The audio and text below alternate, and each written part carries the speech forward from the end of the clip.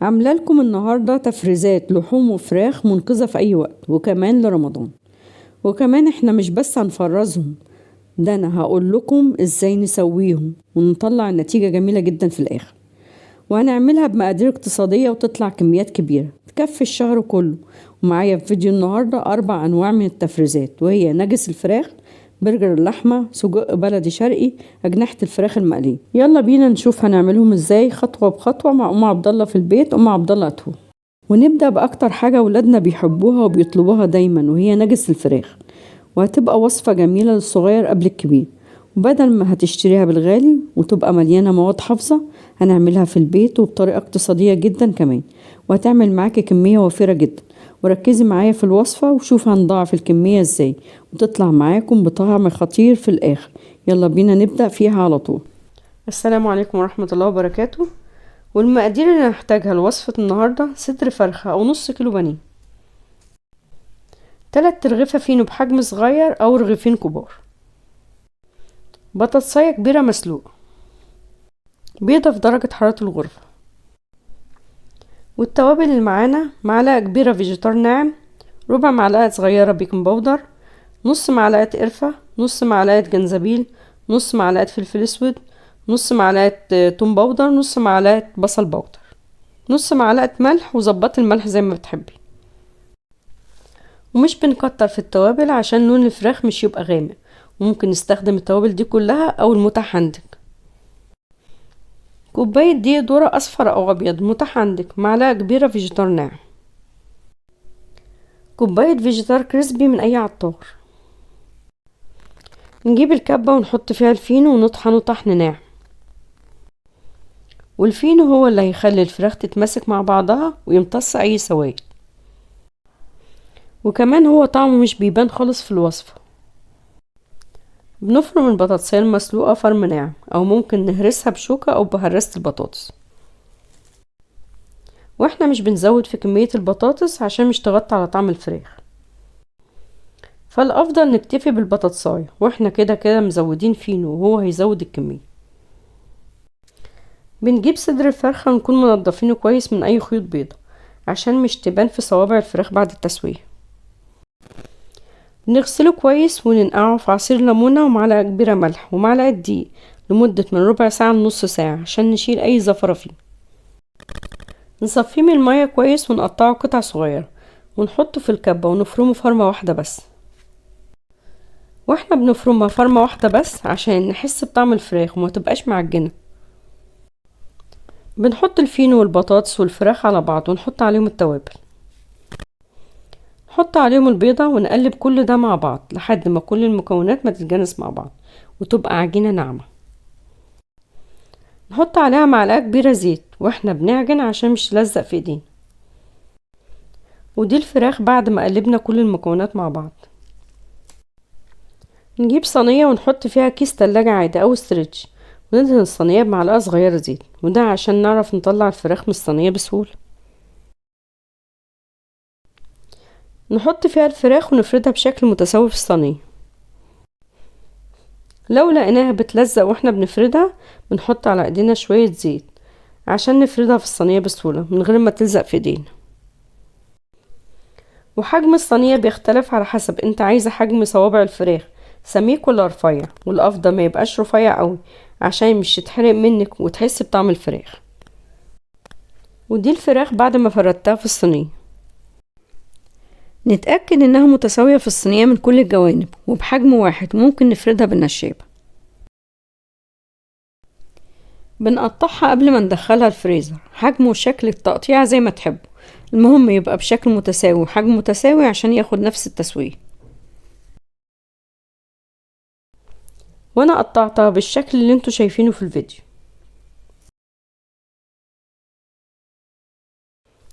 بعد ما قطعناها كلها بنغطيها بكيس تلاجة عادي او ستريتش وبنحطها في الفريزر من 6 ساعات ل8 ساعات، والافضل يوم كامل عشان تتجمد من بره ومن جوه. نبدأ نجهز الخليط اللي هنغلف بيه صوابع الفراخ. وزي ما انتوا شايفين في الفيديو الفيجيتار الكريسبي حبيباته كبيرة قوي، فانا بطحنه طحنتين مش طحن ناعم قوي، وده علشان يمسك في صوابع الفراخ ونعرف ناكله بسهولة. بنجيب طبق ونحط فيه كوباية دقيق الذرة والفيجيتار الناعم وعليهم الفيجيتار الكريسب ونقلب كل ده مع بعض. ناخد من الخليط معلقتين كبار عليهم معلقة دقيق ذرة ونحط عليهم كوباية مية لحد ما يتكون معانا خليط سائل ومش تقيل قوي ولا خفيف قوي. وده قوام الخليط السائل اللي عملناه. بنحط عليه نص معلقة صغيرة فلفل اسود ونص معلقة صغيرة ملح وبنقلب. ودي صوابع الفراخ بعد ما طلعناها من الفريزر. بنعيد عليها تقطيع بالسكينة وبنفصل كل الصوابع عن بعض. وهي متجمدة كويس جدا، بس هي بتفك بسرعة جدا اول ما بنطلعها من الفريزر، فالافضل ان احنا ناخد جزء جزء واحنا بنحطها في الخليط، والجزء التاني بنسيبه في الفريزر لحد ما نخلص الجزء اللي معانا عشان مش تفك منك بسرعة. بنحط صوابع الفراخ في الخليط السائل، بعدين بنطلعها في خليط الدقيق والفيجيتار. بنعمل كل الكمية بنفس الطريقة، وناخد بالنا ان لو الخليط السائل تقل مننا بنخففه بشوية مية ونظبط الملح بتاعه.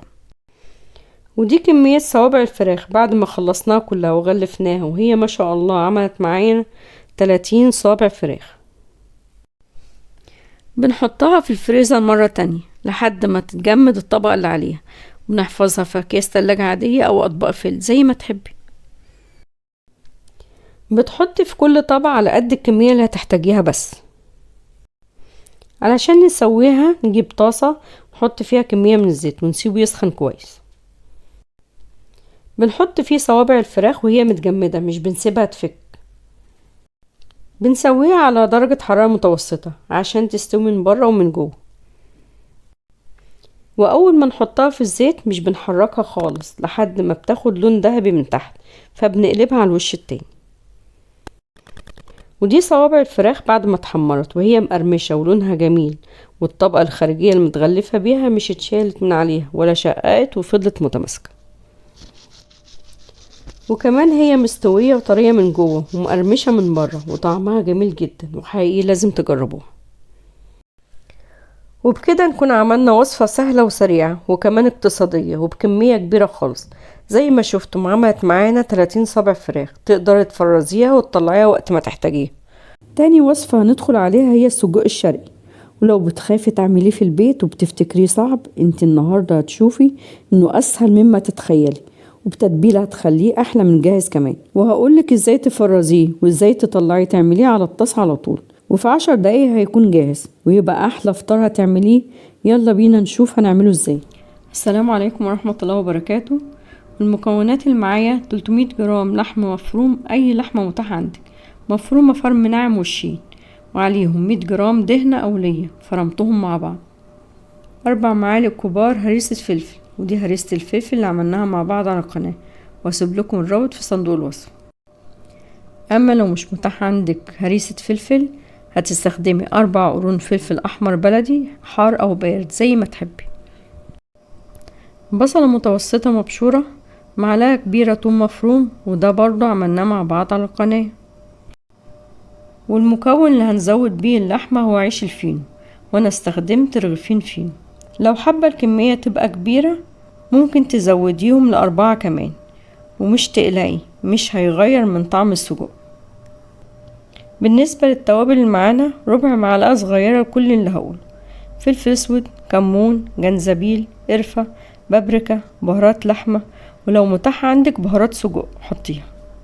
ولو تلاحظوا انا ما جبتش سيرة الملح عشان هريسة الفلفل بتاعتي ملحها مظبوط، لكن لو هتستخدمي الفلفل حط معلقة صغيرة وظبط الملح زي ما تحبي. بنجيب عيش الفينو، وانا بستخدم فينو طازة مش ناشف ولا مبلول، وبقطعه قطع صغيرة زي ما انتوا شايفين في الفيديو. بطحنه طحن ناعم في مطحنة الخلاط او الكبة المتاح عندك اعملي فيه. ده الفينو بعد ما طحنته كويس جدا وبقى ناعم خالص بسيبه على جنب. بنجيب مطحنة الخلاط او الكبة وبنحط فيها هريسة الفلفل والبصل المبشور والثوم المفروم، نطحنهم طحن ناعم خالص. وده شكلهم بعد ما طحناهم، واحنا عايزين كل حاجة تكون ناعمة خالص. نجيب صينية او طبق ونحط فيها اللحم، نحط عليها كل البهارات، نحط عليهم هريسة الفلفل والبصل والثوم المفرومين. لو استخدمت الفلفل الاحمر ونزل مية مش محتاجة انك تصفيه، لان احنا هنحط فيه وهو هيشرب كل السوائل الموجودة. بنعجن كل ده مع بعض لحد ما كل المكونات ما تتجانس مع بعضها وتبقى عجينة طرية وناعمة ومش بتلزق في الايد. بعد ما عجناهم بنحط عليهم الفينو ونعجنهم مرة تانية مع بعض. لكن لو اللحمة بتاعتك مفرومة وش واحد ممكن تحط كل المكونات اللي عندك وتفرميهم في الكبة مرة تانية. بنعجن اللحمة مع كل المكونات من 5 ل10 دقايق. بعد ما عجنتها كويس بجيب معلقة زيت في طبق على جنب وبحط على ايديا شوية من الزيت وابدأ اشكل السجق، والتشكيل بيبقى زي ما تحبي بالشكل والحجم اللي تحبيه. وانا بشكله على شكل صوابع صغيرة زي ما انتوا شايفين في الفيديو.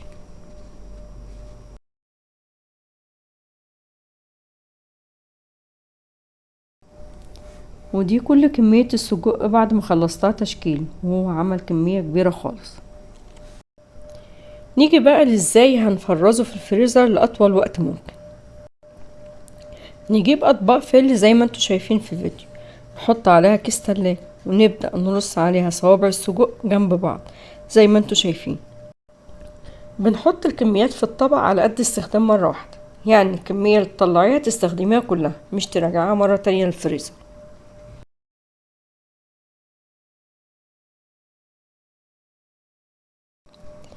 بعد ما حطيت صفين من السجق في طبق الفل بحطه في كيس وبقفله كويس وبحطه في الفريزر، وقت ما بحتاجه بطلعه وهو مبياخدش مكان في الفريزر خالص. ويلا بينا نشوف ازاي هنسويه بعد ما طلعناه من الفريزر. باخد طبق من الاطباق اللي عملتها زي ما انتوا شايفين هو متجمد، بسيبه يفك نص فكة قبل ما استخدمه. معايا فلفل الوان او فلفل بلدي احمر واخضر، بصلة متقطعة. دي كل المكونات اللي هحتاجها عشان اعمل سجق بلدي. في طاسة على النار بحط فيها شوية زيت وما بكترش من الزيت واسيبه يسخن كويس جدا. اول ما يسخن كويس بنزل فيه بالسجق، مش بحركه خالص ولا بقلبه بالمعلقة. خدي بالك ان الزيت لو مش سخن كفاية هيخلي السجق يلزق في الطاسة ويبوظ شكله، وكمان لو قلبت السجق اول ما تحطيه في الزيت ممكن يفك منك. دي حاجات بسيطة بس لازم تاخدي بالك منها. اول ما ياخد صدمة ولون من تحت نقدر نقلبه على الوش التاني. بنسيبه يتشوح في الزيت من غير ما نحمره، يدوب ياخد لون تحمير حلو زي ما انتوا شايفين، مفكش مني ومحتفظ بشكله ومكشش. وانا بحمر السجق كده، لو اول مرة تشوفوا الطريقة دي قولولي هي فعلا سهلة ولا لا، ولو حاسين ان الوصفة تستاهل تتجرب فعلا اعملوا لايك على الفيديو، وكمان شيروا الفيديو لاصحابكم وحبايبكم اللي بيحبوا الاكل البلدي عشان الكل يستفيد. ولو اول مرة تشوفوا قناتي ولسه ما اشتركتوش في القناة اشتركوا وفعلوا جرس الاشعارات علشان تبقوا اول ناس بيشوفوا الوصفات الجديدة اللي بتنزل على القناة. بنشيل السجق من الطاسة وبنصفي باقي زيت التحمير. بنحط في الزيت بعد ما صفيناه البصلة والفلفل ونشوحهم تشويحة كويسة عشان ياخدوا من طعم السجق. بعد ما شوحناهم كويس بننزل عليهم بالسجق المتحمر ونقلبهم مع بعض.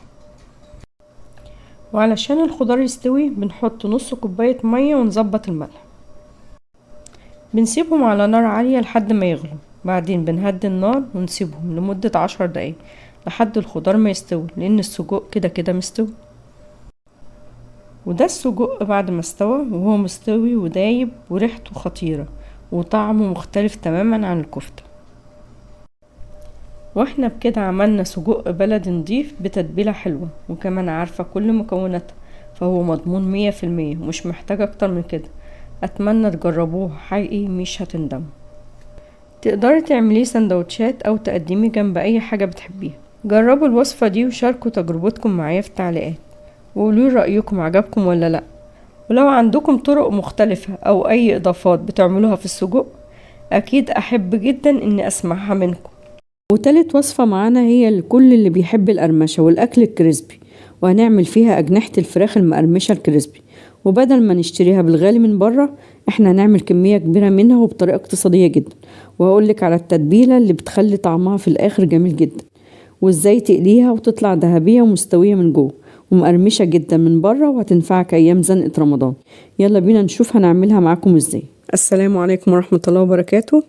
معايا 2 كيلو من أجنحة الفراخ، والأجنحة دي بصراحة أنا مش شاريها. أنا بحب لما أجيب فراخ أحط الأجنحة بتاعتها على جنب، ولما بعمل كمية كويسة أعملها في وصفة زي كده.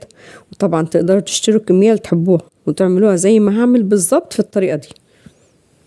وحجم الأجنحة بتاعتي حجمها متوسط لحد ما، لكن انتي تقدري تستخدمي أي حجم انت عاوزاه، بس الأفضل ما يبقاش حجم كبير قوي عشان تضمني انها تستوي كويس. معايا ربع معلقة صغيرة من كل اللي هقوله: فلفل، كمون، جنزبيل، قرفة، بابريكا، بهارات فراخ. تقدري تحط أي بهارات بتحبيها ومتاحة عندك، مش لازم كل اللي أنا حطاه. والأفضل ما نزودش في البهارات كتير عشان لون الأجنحة مش يبقى غامق قوي بعد التسوية. ومعلقة صغيرة ملح، وبنظبط الملح لو احتاجنا تاني. بصلاية صغيرة، ورق لورا، وزهر الورد.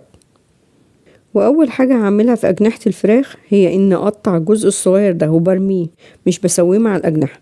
وأنا في وصفة النهاردة هعمل الأجنحة زي ما هي كده من غير ما أقسمها نصين، لكن لو حابة تقسميها نصين اقسميها عادي براحتك. تاني حاجة، أنا مش هسوي الأجنحة كده على طول. أنا الأول هحطها في محلول نقع لمدة نص ساعة عشان أضمن إن أشيل منها أي زفارة. وهو بيبقى عبارة عن مية وعليها عصير ليمونة ضربتها في الخلاط بقشرتها وصفتها، معلقة ملح ومعلقة دقيق، وبنقلبهم في بعض لحد ما يدوب. وبنحط فيها أجنحة الفراخ بعد ما سبناها المدة اللي قلتلكم عليها. بنطلعها من مية النقع ونغسلها كويس. بنجيب حلة ونحط فيها كمية كويسة قوي من مية تكفي انها تغطي أجنحة الفراخ. نحط عليها كل التوابل اللي معانا والبصل وورق اللورا وزر الورد. بنحطهم على النار العالية لحد ما يغلوا كويس. أول ما تغلي بالشكل ده بننزل فيها الأجنحة. بنسيب الأجنحة تستوي نص سوا، مش عايزينها تبقى مستوية قوي عشان لسه هتتحمر في الزيت. أول ما أجنحة الفراخ ما تغلي بيظهر على الوش ريم، بنشيله من على وشها. بنهدي عليها النار شوية لحد ما تستوي السوا اللي احنا عايزينه. ودلوقتي هنجهز الخليط اللي هنغطي بيه الأجنحة. هنحتاج معلقتين كبار نشا، ده عشان القرمشة، كوبايتين دقيق وعليهم ربع معلقة صغيرة بيكنج باودر. والبهارات عبارة عن ربع معلقة صغيرة ملح، فلفل، كمون، بابريكا، بهارات فراخ. ممكن نكتفي بالملح والفلفل وكمون بس. معلقتين كبار من الفيجيتار كريسبي، وانا مش هستخدمه خشن قوي كده، انا هطحنه طحنة واحدة بس عشان يبقى ناعم شوية بالشكل ده. نجيب طبق كبير ونحط فيه الدقيق والنشا والفيجيتار كريسبي والتوابل ونقلبهم مع بعض كويس. دي أجنحة الفراخ بعد ما استوت نص تسوية زي ما احنا عايزينها، وانا سبتها حوالي 5 دقايق بس وطلعتها على طول. قبل ما احط الأجنحة في خليط الدقيق انا بشيل حبة منه على جنب عشان مش كل الدقيق يتبهدل معايا، وقت ما عوز تاني اضيف منه. هنجيب طبق فيه شوية مية ساقعة جنبنا وهننزل فيه الأجنحة الأول. بعد كده نحط الأجنحة في الدقيق، بعدين بنرجع نحطه تاني في المية الساقعة، ونرجع نحطه في الدقيق مرة تانية. واحنا بنقلب أجنحة الفراخ في خلطة الدقيق بنضغط كويس على الدقيق عشان يمسك في الأجنحة. وبعد ما نغطيها كويس بالدقيق بننفضها من أي دقيق زيادة فيها، وبنعمل كل الكمية بنفس الطريقة. دي كمية أجنحة الفراخ بعد ما عملتها كلها، وفي الوقت ده نقدر نفرزها. بتجيبي أي علبة متاحة عندك أو أكياس تلاجة عادية، وبتحطي فيها الكمية اللي انت عايزاها من الأجنحة، وبتقفلي عليها كويس وتحطيها في الفريزر. بعد كده بتقدري تطلعيها في أي وقت انت عايزاه وتسويها على طول بالطريقة اللي هسوي بيها أجنحة الفراخ في الفيديو. وانا حطيتها في الأطباق دي زي اللي انتوا شايفينها في الفيديو، وبغطيها وبحطها في الفريزر. هنجهز طاسة فيها كمية من الزيت كويسة، ويكون الزيت ساخن جدا على نار متوسطة. بننزل أجنحة الفراخ واحدة واحدة، ما بنحطش كمية كبيرة من أجنحة الفراخ مرة واحدة عشان الزيت يفضل محتفظ بحرارته ويفضل ساخن ونضمن انه يحمرها كويس. ولو كانت النار عالية قوي بنوطيها عشان تكمل تسويتها كويس من جوه ومن بره، وهي ما بتاخدش وقت خالص في التسوية. اول ما تلاقيها احمرت معاكي تطلعيها على طول، ده يختلف على حسب حجم الأجنحة اللي انت مستخدماها. طب هتسويها ازاي لو كنت مفرزاها؟ بتطلعيها زي ما هي كده، وقبل ما تفك جهزي طاسة على نار متوسطة لحد ما الزيت يسخن كويس. نوطي النار ونحط فيها أجنحة الفراخ وهي متجمدة كده مش بتحركيها خالص غير لما تاخد لون حلو من تحت. بعد كده بتقلبيها عادي خالص وهتطلع معاكي كأنك لسه عاملاها حالا. ودي أجنحة الفراخ بعد ما كلها اتحمرت واستوت كلها بطريقة مظبوطة وطالعة معايا بلون دهبي وجميل ومقرمشة جدا. طريقتها مفيش أسهل من كده، وحقيقي النتيجة هتعجبكم جدا. وعاوزاكم تسمعوا معايا ازاي هي مقرمشة وجميلة من بره، وكمان ازاي هي طرية وبيضة من جوه. وبكده نكون خلصنا وصفة النهاردة أجنحة الفراخ المقرمشة، ووريتكم ازاي تتفرز كمان بطريقة مظبوطة تخليها معاكي لرمضان وتريحك في أي وقت محتارة تعملي فيه غدا ايه. لو جربت الوصفة قولي رأيك في التعليقات. ورابع وآخر وصفة معانا كلنا بنحبها، وهي برجر اللحمة البيتي، وأقولك ازاي تطلعيه من غير ما ينشف ويبقى جوسي بعد التسوية. وانسى أي فيديو شفتيه للبرجر، لأن بعد الفيديو ده مش هتحتاجي تشوف أي فيديو تاني. وهعمله معاكم بطريقة خطيرة جدا، وهنضاعف الكمية لكميات كبيرة، ويفضل برضو طعم اللحمة باين زي ما هو. يلا نشوف هنعمله ازاي بطريقة سهلة جدا. السلام عليكم ورحمة الله وبركاته. وأول حاجة هنجهزها هي قطع البرجر، والكمية اللي هعملها معاكم النهاردة هتطلع من 14 ل 16 سندوتش برجر على حسب حجم البرجر اللي هتعمله. والمقادير اللي هنحتاجها للكمية دي: كيلو لحمة حمرا مفرومة وش واحد، وعليها ربع كيلو دهنة أو ليا ضاني، واحنا جايبينها مفرومة وش واحد علشان احنا نفرمها وش تاني بعدين. من رغيفين ل4 ترغيفة فينو صغير، وده هيبقى بديل فول الصويا وكمان هيزود الكمية. بالنسبة للبهارات: نص معلقة صغيرة من كل اللي هقوله دلوقتي، فلفل اسود، كمون، بابريكا، قرفة، جنزبيل، معلقة صغيرة ملح، معلقة كبيرة خلطة برجر، معلقة كبيرة توم باودر، بصلة صغيرة مبشورة، وممكن استغنى عنها بمعلقة كبيرة بصل باودر بس هي ما كانتش متاحة عندي. وممكن نكتفي بالكمون والفلفل الاسود والملح وخلطة البرجر. اهم حاجة ما نحطش توابل كتير عشان ما تغطيش على طعم اللحم. نجيب الكبة ونطحن فيها الفينو طحن ناعم، والفينو اللي بستخدمه فينو طازة مش ناشف، وهو مش بيغير من طعم البرجر بس بيزود الكمية وبيخلي اللحمة متماسكة مع بعضها.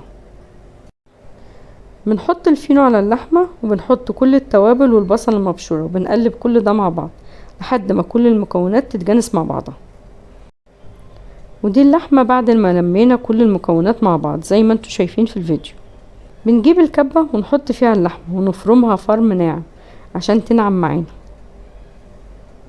وزي ما انتوا شايفين الفرق بين اللحمة بعد ما فرمناها مرة تانية في الكبة بتبقى طرية وناعمة وشكلها متغير خالص عن الأول. ودي اللحمة اللي لسه مش فرمتها وهي بتبقى خشنة وشكلها مختلف تماما عن اللي فرمناها في الكبة. وكده اللحمة بقت مفرومة وشين، وش جايبينه جاهز والوش التاني عملناه في الكبة. بعد ما فرمنا كل اللحمة بنعجنها في بعضها لمدة 10 دقايق لحد ما تبقى متماسكة وبيظهر فيها خيوط في اللحم. وناخد بالنا ان احنا مش بنزود العجن اكتر من 10 دقايق عشان مش تنشف معانا. بعد ما عجناها لمدة 10 دقايق بنريحها في التلاجة لمدة من ربع ساعة لنص ساعة عشان تتماسك وقت التشكيل وما تلزقش معانا. ودي اللحمة بعد ما طلعناها من التلاجة وهنبدأ نشكلها. بنحط على ايدينا شوية زيت ونبدأ نشكلها كرات من اللحمة بأحجام متساوية، والأفضل نستخدم الميزان. وحجم القطعة اللي أنا عملتها من 90 ل 100 جرام. واللي حابب يقلل من حجمها أو يزود من حجمها ده على حسب عايزينها رفيعة ولا سميكة، بس أهم حاجة ما تبقاش سميكة قوي فما تستويش، وما تبقاش رفيعة قوي فتنشف وقت التسوية. ودي كمية كرات اللحمة اللي طلعت معايا، وهي عملت معايا 16 كرة بحجم كبير. بالنسبة للحاجات اللي هستخدمها لتشكيل البرجر وحفظه: هنحتاج مكبس البرجر تقدروا تشتروه من اي محل ادوات منزلية، وكمان هنحتاج اكياس تلاجة عادية خالص نفتح الكيس ونقطعه نصين بالشكل ده. كمان هنحتاج اطباق فل او اطباق بلاستيك زي ما انتوا شايفين في الفيديو او اي طبق عادي. بنجيب المكبس ونحط فيه كيس ونحط عليه كرة من اللحم، نرجع نغطيه بالكيس ونضغط عليه جامد بالمكبس عشان تاخد الشكل المظبوط. واللي مش متاح عنده مكبس البرجر يقدر يستخدم غطا برطمان كبير ويحط فيه كيس زي ما عملنا في المكبس، ويفرد فيه كرة اللحمة بالضغط عليها بايدين لحد ما تاخد الشكل المظبوط. واحنا مش بنحط اللحمة في المكبس على طول، لازم نحط كيس عشان مش تلزق في المكبس ويبوظ شكلها. وزي ما انتوا شايفين في الفيديو، قطعة اللحمة بعد ما عملتها في مكبس البرجر هي حجمها مناسب جدا للبرجر، ولا هي سميكة قوي ولا هي رفيعة قوي. وعلشان نحفظ البرجر في الفريزر بنغطيها زي ما بعمل في الفيديو، وبحطها في طبق وبنحطها في الفريزر لحد ما تتجمد. ودي كمية البرجر بعد ما خرجت من الفريزر، وزي ما انتوا شايفين شكلها طالع زي الجاهز بالظبط، بحجم كبير ومكونات مضمونة وبكمية كبيرة. ودلوقتي هنشوف ازاي هنسويه. بنجيب طاسة تيفال او سيراميك غير لاصق، ونحط فيها كمية صغيرة من الزيت. نسخن الزيت كويس جدا، واول الزيت ما يسخن بننزل فيه قطعة البرجر على نار عالية عشان ياخد صدمة وما ينزلش ميته ويفضل طري بعد التسوية. واول ما بنحط البرجر بنضغط على قطعة البرجر عشان تحتفظ بشكلها وما تكشش. وناخد بالنا ان اول ما بنحطه مش بنحركه خالص غير لما بياخد صدمة من تحت. بنقلبه على الوش التاني ونضغط عليه زي ما عملنا اول مرة. بعد ما بياخد الصدمة بنهدي النار عشان يستوي من جوه، وكمان ممكن نغطيه لمدة دقيقة عشان يستوي كويس. واحنا لما بنيجي نعمل برجر بنطلعه من الفريزر ونسيبه يفك لمدة 10 دقايق بس، ما يفكش خالص، بيفضل فيه شوية تجميد. وده علشان لو فك منك خالص مش هيبقى متماسك وقت التسوية. بنحط عليه اي نوع جبنة بعد ما نتأكد انه خد صدمة من ناحيتين واستوى، ممكن نغطيه عشان الجبنة تسيح بسرعة. وخطوة الجبنة دي اختياري خالص، تقدري تستخدمي اي نوع جبنة او ما تحطيش خالص. ونوع الجبنة اللي استخدمتها هي جبنة شيدر مستوردة خاصة بالبرجر، ودي خطوة اختياري. ودي لحمة البرجر بعد ما استوت، وزي ما انتوا شايفين طرية جدا وجوسي على الاخر، وكمان احتفظت بشكلها ومش كشت. ودلوقتي هنعمل صوص عشان نعمل سندوتشات البرجر، وهو صوص بسيط خالص بس بيفرق في طعم البرجر. وهو عبارة عن مايونيز وكاتشب بس، بنقلبهم مع بعض ونسيبه على جنب.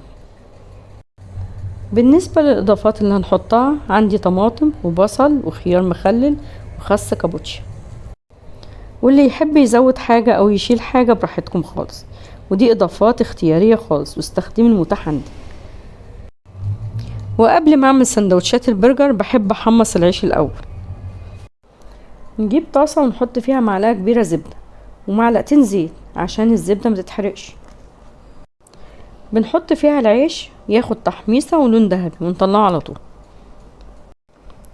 وانا استخدمت عيش كايزر من العيش العادي الموجود في كل الافران. لو حابين تستخدموا عيش برجر زي الجاهز تقدروا تجيبوه من اي سوبر ماركت وتعملوه زي ما عملت في العيش الكايزر. ودلوقتي هنعمل سندوتش البرجر ونرص فيه كل المكونات بتاعتنا. تقدروا تعملوا زي ما بعمل في الفيديو او باي ترتيب انتوا حابين. وهسيبكم تستمتعوا بالفيديو وتشوفوا هعمله ازاي، وهرجع لكم مرة تانية. ولو لسه مكملين معايا لحد دلوقتي ما تنسوش اللايك على الفيديو والشير مع اصحابكم وحبايبكم وكل اللي بيحب البرجر. ولو لسه اول مرة تشوفوا قناتي ما تنسوش الاشتراك في القناة وتفعيل جرس الاشعارات عشان يوصل لكم كل جديد بينزل على القناة.